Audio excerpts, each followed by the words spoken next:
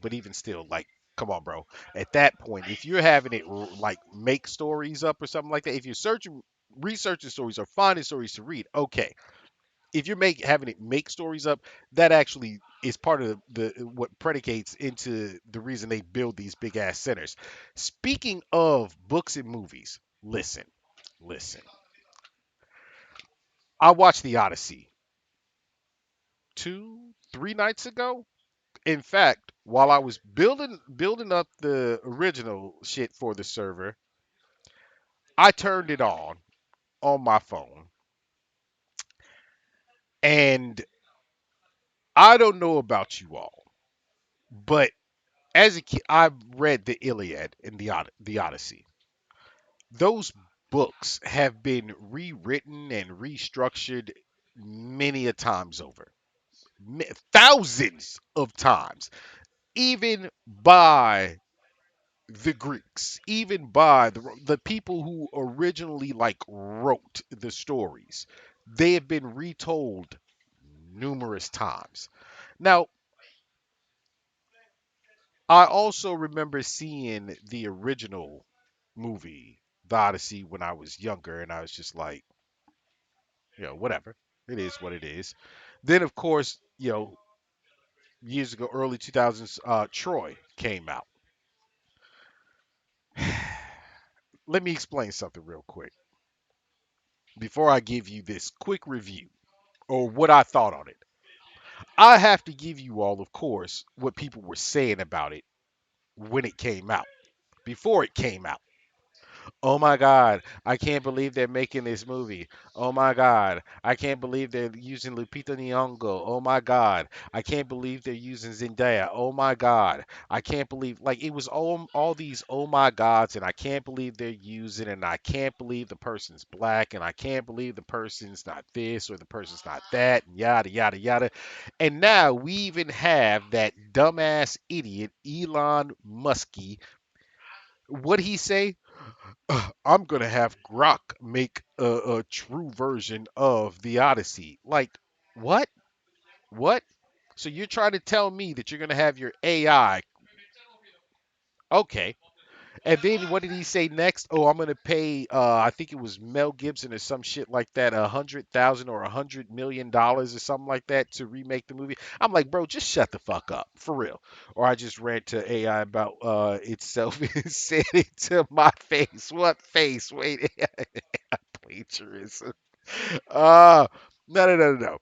But he says this, and I'm just like, bro, just shut the fuck up, for real. So I watched this movie. Initially, I just turned it on because I always turn on something in the background while I'm working, while I'm doing other things, yada yada. And I need you all to remember, if you watched, same, if you watched Troy, I enjoyed that movie. But I know, we say take a shot, see a shot. So I know that Brad Pitt is not Greek. Nigga is nowhere near Greek. I know that most of Joaquin Phoenix not, like, most of the motherfuckers were not in any way Greek or Roman, like any of those things. And you have to remember also, this stuff isn't facts. These are stories. These are stories. The Iliad, the Odyssey, the, that is a fictional story.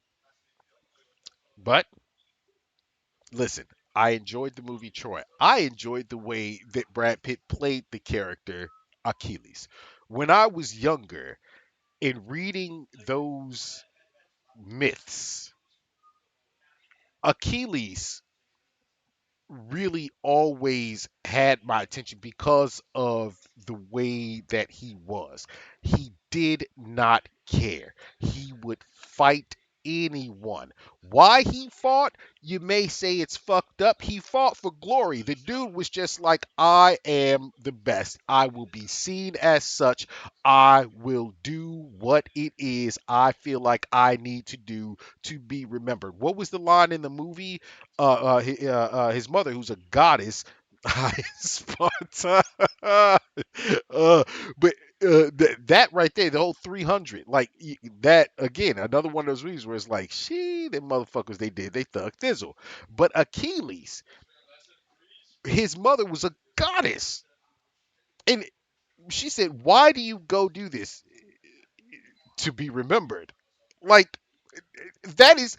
Do you know how much you have to know yourself to have that wild of an ego and still be as confident as he like he was just like, because I will be remembered. What did he tell Hector before he did him in? And Hector was apologizing. He said, "I wish it were you." He was like, "Oh yeah, right. Now you're gonna go into the afterlife without a tongue and without eyes, so that and all will know that you were the man who thought he killed Achilles, and then proceeded to do him in."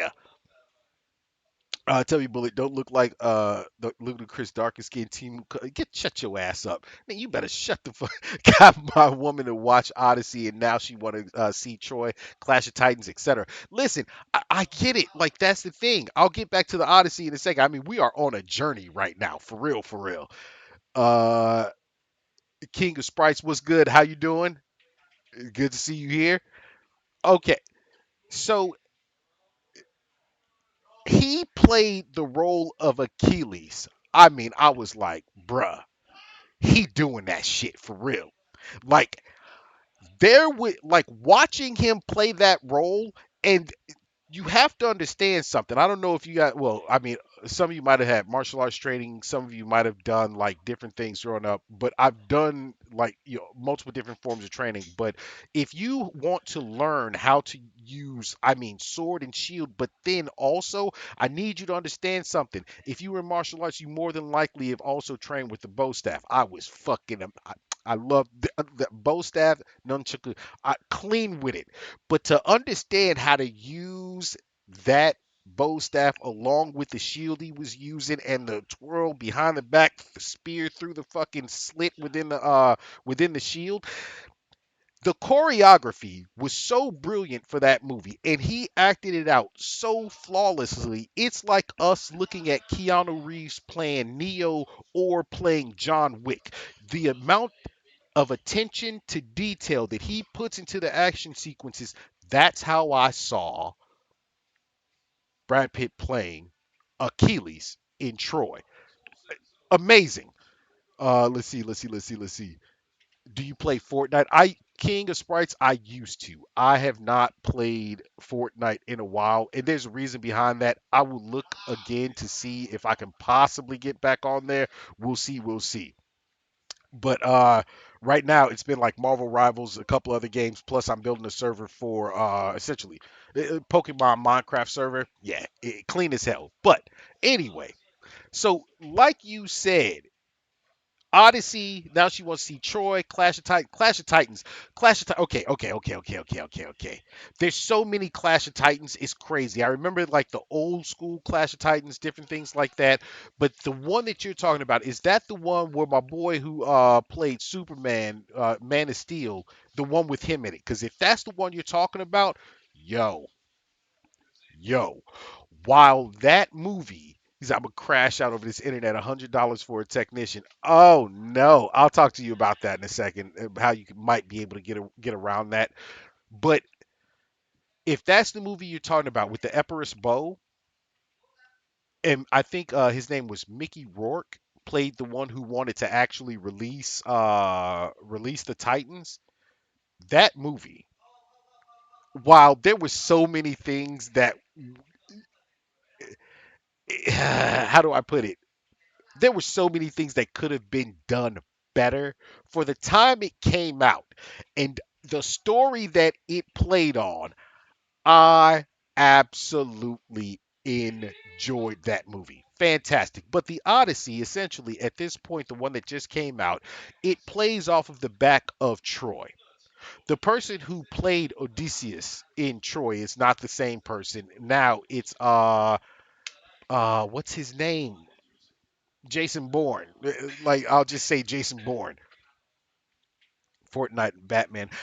I saw some. I'll talk to you. I'll talk about that in a second. I saw something with. I was wondering what the new season was for Fortnite. But the person who plays Odysseus is the guy who played Jason Bourne. I cannot remember his name to save my fucking life. Like whatever. And the thing is, it starts off with what's that rapper's name? Oh my God, Psycho Mode. I can't think of. I listen. I don't know a lot of people's names. It's crazy, but he's the orator. Travis Scott. Thank you. So Travis Scott plays it like at the very start. He's the one who's telling a story, and he's telling the story of what they had just done. 10 years prior in the city of Troy. The thing is, people got upset because Travis Scott was in it. And they're like, why is he necessary? What, the black person, like, what? Do you not understand what an orator was? An orator is used in those stories greatly. There have always been orators in those types of stories, and not only that, but you see it in I mean essentially all history that has to deal with knights and different shit like that. What did they call them? They called them bards at another point in time. Of course, the bards went around singing the songs and playing the lute and different things like that. That's what they see. But Travis Scott played the orator. And if this is what's so funny about it, is at the very beginning of the movie comes right back at the very end. Travis Scott telling this story at the beginning comes back at the end. And I don't know if most people listened and heard what Odysseus said at that point in time, but I mean, full circle. Fantastic the way they did that. Now I'm about to spoil everything. I'm gonna try and wrap up this 3 hour long movie in a span of like 5 to 10 minutes. Let's go. Cover your ears. Don't click off. Just cover your ears. Mute me. Whatever. Stay on the screen. No, no, no. But here's the thing. The end of Troy is where this picks up, but 10 plus years later, if not longer. I mean, technically, I want to say like this is covering the entire span because it didn't really answer. Well, his son, who was played by Tom Holland, didn't know his father. He had only heard stories of his father. So that means he was, of course, born prior to him leaving, but I don't know how old he was at that point. The mother, Odysseus' wife, who gets no real time in like the books and other movies and things like that. In the books she's spoken about and everything. This movie, I forget the girl's name. I want to say because I always get her mixed up with the other one. I think that's Anne Hathaway. I think that's Anne Hathaway. Listen, this is probably the one time I saw a film with her and I was like, oh no, no, she did that shit. She played the role that she was supposed to play brilliantly. Try not to spoil too much. Okay, it is Anne Hathaway. All right. At this point in time, all these people are in Odysseus' house. They're all courting his wife because Odysseus has been gone for years now. He's been gone so long that his son isn't quite there yet, but he's very close to being able to take over the throne because his father's been gone for so long. He doesn't want to take over the throne. He's pissed at his mom because he's like, why are you like letting these people in our house, like fuck around and you're gonna marry one of them? That's also where the sparkly vampire, the new Batman, who I'm gonna say like he actually like did well in the Batman movie for the type of Batman they're using. He plays one of the main suitors. It's a mess of a story. Just know that every one of these people in this house are utilizing something that's called Zeus's law to get away with being there night after night, eating all their food, drinking all their wine, making a mockery of that man's household. Zeus's law is a very important key to this movie. Now, people got pissed off talking about, oh, but he's going to change so much and change so much. Here's the thing, this book, like I said, has been rewritten thousands of times. But beyond that, the things that he changed to like to fit a modern mindset. What he did, the things that he stayed true to within those stories, which if I compare it to numerous different readings of that story that I have read in my life, he did about 89, 85 to 90% true to at one or 10 of those stories being combined, but then he added his own twist to it. And that twist to it is this: it actually plays to a modern audience much better than any other version could play to a modern audience, because this story isn't just about all the typical things you would think a story like this is, the grandiose cinematics and all this like super like CGI done, all like, no.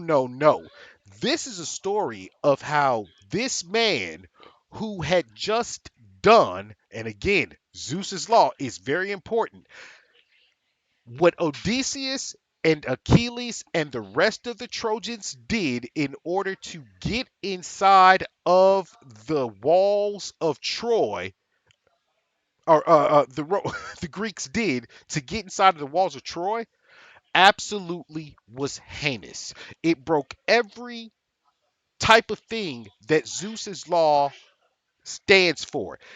They gave a present to the people of Troy to honor the same god that they all worship, Aphrodite, stayed inside this horse. It was brought in, and then they wiped out the village. This story is about this man who just committed one of the most heinous fucking acts you could have in the name of the gods, and him trying to get home and keep his crew alive. Nah.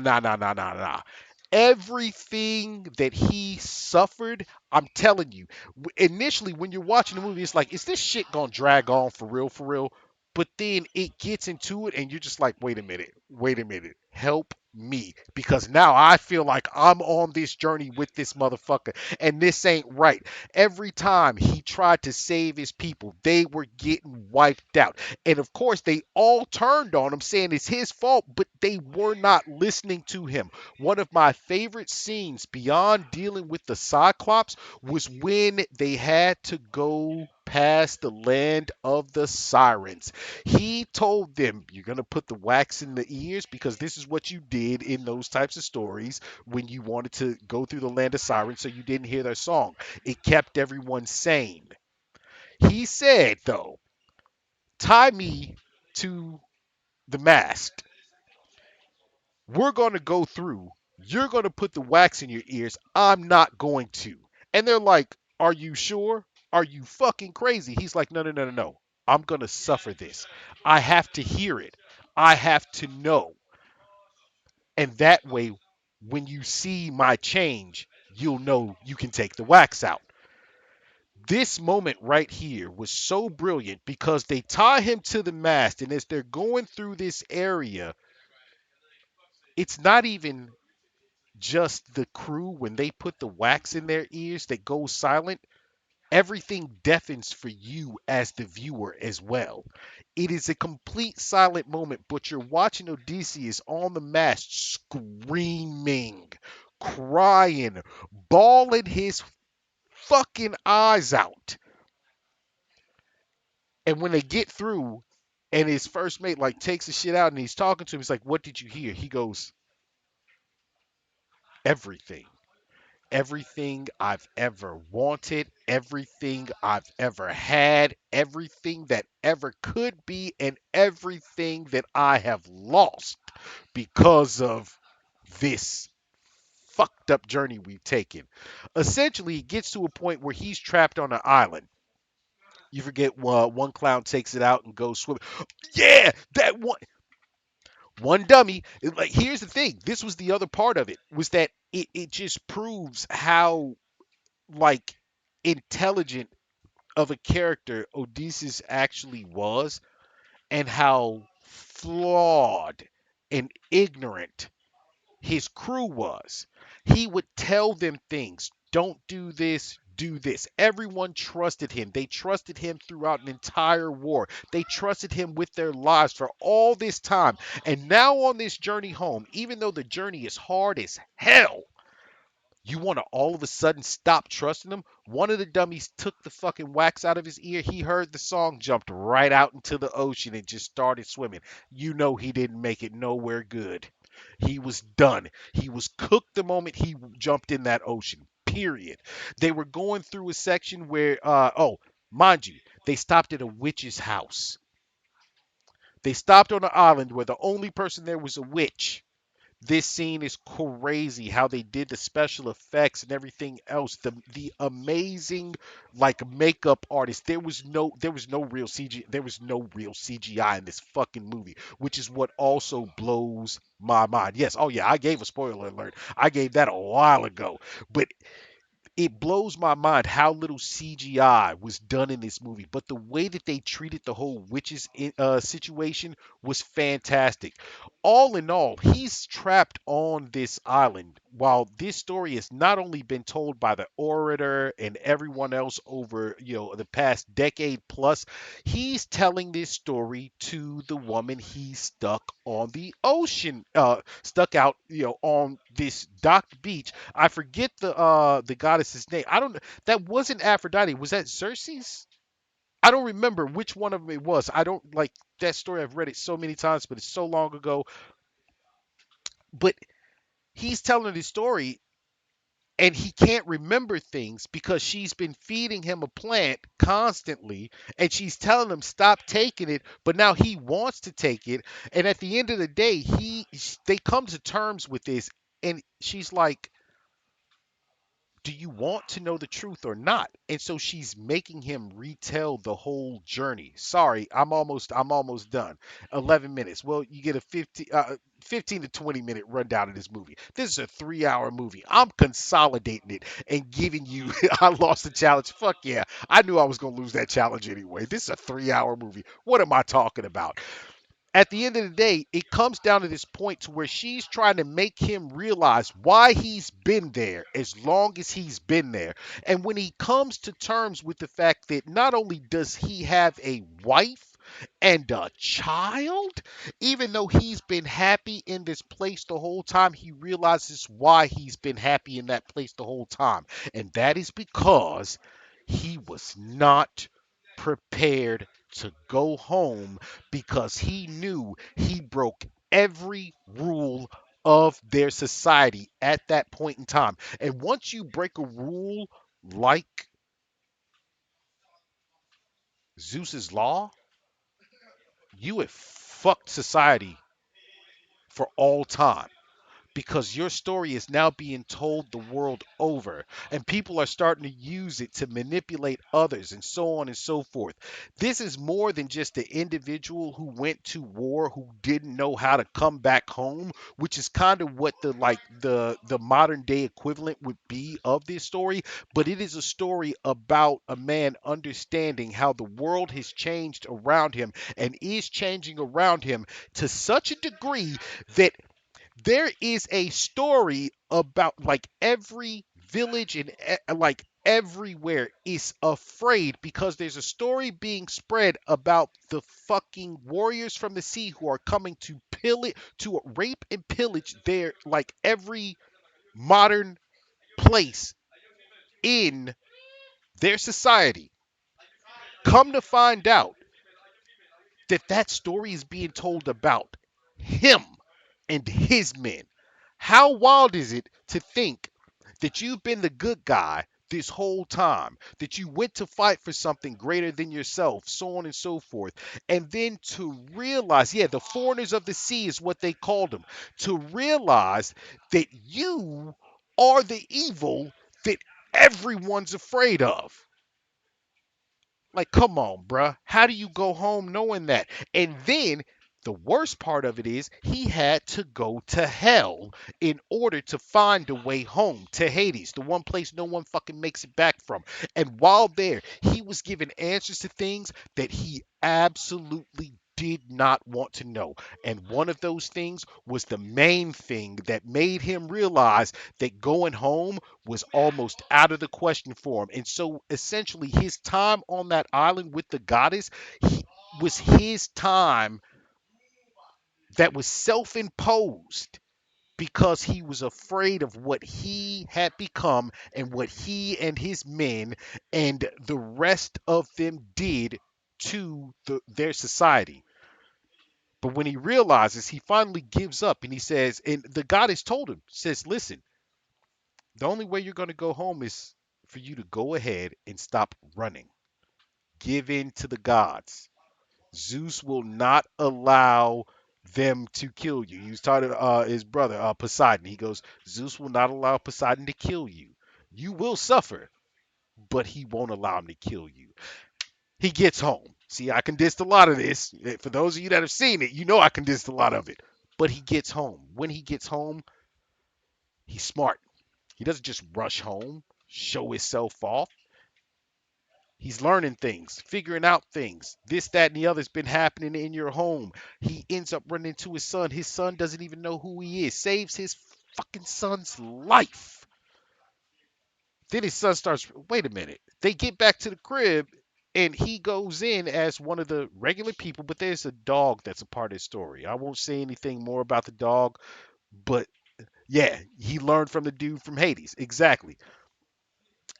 I won't say about the dog, but that dog is such a big, prevalent part of the story. But it's how his son realizes that's my dad. But he's like, your father isn't here. Your father's alive, but I'm not him. And the reason he's saying that is because everything that's happened has changed him from the man that he once was. And he goes in, and the people that are there are treating him like shit in his own fucking house. Imagine you've been gone to war for nearly, it's been almost 20 years at this point in time. You've been stranded on an island for nearly a fucking decade of that time. You have watched every one of your men die. You finally learn that you do have a home, you have a family, and you make it back to that home. And everyone in your house is not only trying to fuck your wife, but kill your son or get him excommunicated. And at the same time, they are disrespecting you and breaking the very law that they are supposed to be protected under in that house. But you have to remember, I'm the one who broke this law on the most impactful way of all. And so he suffered that shit. And then the wife calls him, sits down. They're having a conversation. She doesn't know who he is at this moment. And that conversation, he explains everything without ever saying who he was. And she knows at that moment exactly who he is because that's the type of man that even though he doesn't believe he's that same man, she knows who her fucking husband is. And I'm telling you right now, I cannot stress this enough. Anne Hathaway, for the moments that she was in this movie, every single time she played that role geniusly. The end, the final scenes of this movie, this was never a story about get back. Definition of a loyal woman. Facts.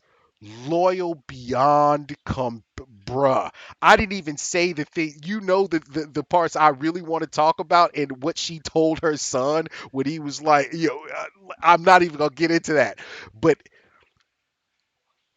this story was never about get back. It was never about revenge. But when he went into that house, when everyone was going to the through the test to win her hand, listen, y'all, listen. Oh, we. Yeah, that's an extra. That part is just that part. It would be an extra 15 minutes for real. I know I'm losing my challenges case. It's almost done, but let me explain to y'all right now. That final scene, while this movie was not about revenge, listen. Never in my life, in watching a movie, have I ever watched someone actually take not just revenge, but it was more of a thing that he was doing this out of the sheer, like, he wasn't mad at them for all the shit that he suffered. He knew he had taken that suffering and realized that is mine to bear. I bore it. All my men bore it. Everything else. He took his fucking anger out with them disrespecting his wife, disrespecting his son, disrespecting his household, disrespecting the very law that he also broke himself. At the end of the day, what they should have done after the first few of them got dropped, they should have bowed out. But no, no, no, no, no, no, no, no, no, no, no, no. They all wanted what they got, and he fucking gave it to them. But the one that he gave it most to, Pattinson, that's his last name. His last name just triggered in my head. Pattinson. His character, nah, nah, he deserved that shit.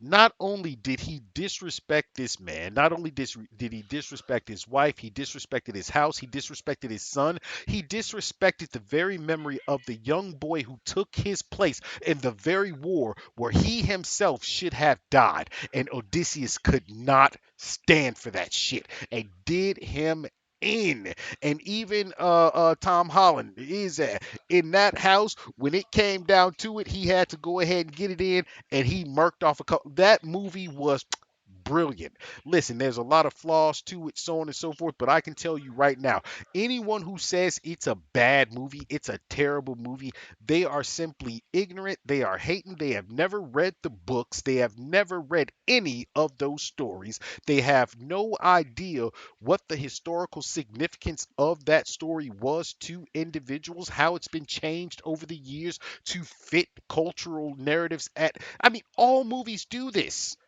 but this movie, I'm going to say right here, right now, look, there were things that could have been better. There were things that could have made it, a lot more. For a 3 hour movie to keep my fucking attention in that way while I'm working, while I'm building the server, while I'm playing the game, while I'm doing all these different things. Nah, bro. No, you got it. You got what's his name? What was the director's name? Christopher Nolan. What? No, nigga, you got it. That's yours. That movie was it. Greek mythology is just fascinating in general. All mythology is fascinating. Greek mythology is fascinating and focused on for the very reason that more people, I think, the world over understand it as far as the Western world, and the mythos connects to, or people want to connect themselves to said mythos, where it's just like, nigga, this shit is not real. It's called mythology for a reason. And of course, whereas you can actually say, like, even just modern day religions are a form of mythology or whatever else. Yes, it is very much very interesting, the interconnection of it all. Like, it's even like within the Matrix, the way that Persephone played the role that she played in the Matrix. If you don't know the story of Persephone, she, like, literally, she was a trap is what she was. She got trapped by Hades first off, and then became a trap herself. Like it was just one of those situations where that story in and of itself was brilliant. So to see the way that they brought this together in this movie using modern day themes, using a cast that is full of nothing but stars, like damn nigga, and everybody played their roles the way that they should have. It was it was quite amazing, honestly. Quite amazing. And I mean, there's a lot of different cultures where you can look into the mythologies that they have and they would be just as interesting. But I mean, it's just like Asian culture, here, the mythos behind that. My birth name comes from a god and a goddess. My birth name comes from an Egyptian god and a Japanese goddess. Yeah, like that's why those things always, like, I know the entire story of the Japanese mythology, so to speak, and religions, honestly, Shinto and Zen Buddhism, and why they were such a big thing.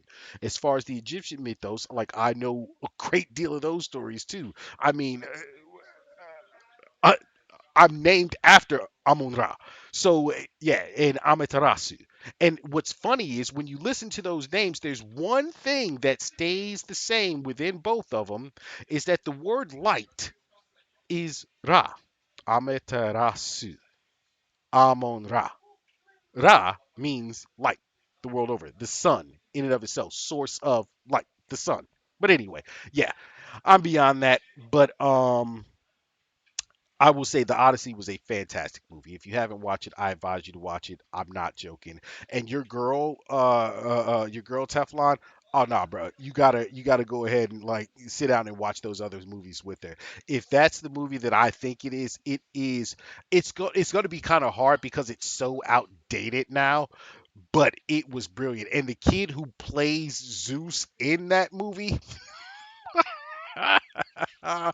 boy, he was an asshole. He went down and Thor broke it. Like, listen, Thor was a G in that movie. He was a straight G. He got involved in something he knew he shouldn't have got involved with. His daddy told him, don't none of y'all get involved with it, or I'ma beat that ass. I'ma go ahead and reset you.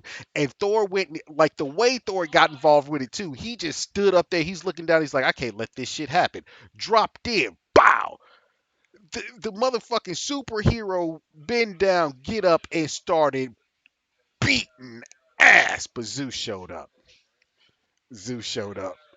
Ooh, wait. Aphrodite was like, Daddy, please don't do it. Zeus was like, I told you, mother. Wow. I was like, damn, bro, you ain't have to do him like that, cuz. Damn, you did not have to do him like that. If that's the movie that you're talking about, that your girl wants to see, oh yeah, yeah, that is pure enjoyment. I absolutely love that movie. Oh my gosh. So yeah, anyway, so I'm gonna take a quick break. He said I've been into mythology since like second grade. I think that's probably around the time. Ooh, my bad. I slapped the microphone like that. That's about the time I think a lot of kids in school actually do start getting told those stories. Yeah, yeah, yes, sir. Gonna have her in all the movies around Troy. Yo, again, like I said, Troy. That's just one of those movies where, bruh, Agamemnon, the guy who plays. What's funny is Odyssey doesn't. Agamemnon doesn't even speak in that movie much, but his presence, you know, it's Agamemnon.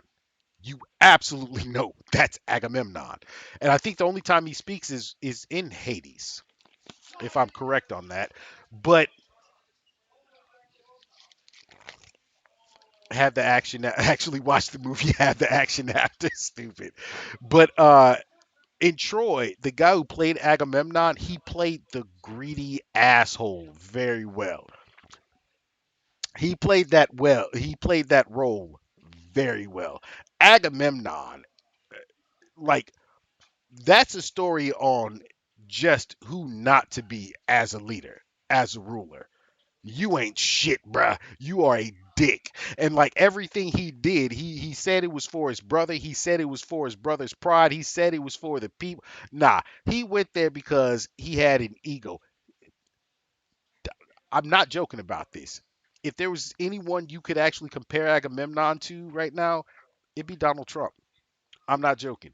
You're not in Iran for the reasons you're saying you're in Iran. You're in Iran to try and get your name put into the history books, and it's gonna be there in a very fucking negative way. You wanted to compare yourself to someone like Obama who actually got all the things that everyone that they wanted out of that whole situation while you're getting none of the things that you want out of the situation. You wanted to break down the walls of a city that, you know, no one's gone to actually do because they've had better abilities to mediate than you had. I mean, I could make a lot of comparisons to those two individuals based on the way that he's running you guys' country at this point. All the things he does. He is that greedy ass individual who doesn't know, number one, when enough is enough, and number two, how to properly lead individuals without making them want to murder him. And I mean, Achilles, like, yo, like that in Troy, the way he played that, it was just like, all right, keep that shit up. I'm gonna be the one to kill you, nigga. Like for real. I'm gonna be the one to kill you. But anyway, yeah, we're off of that. We're off that. It's the game.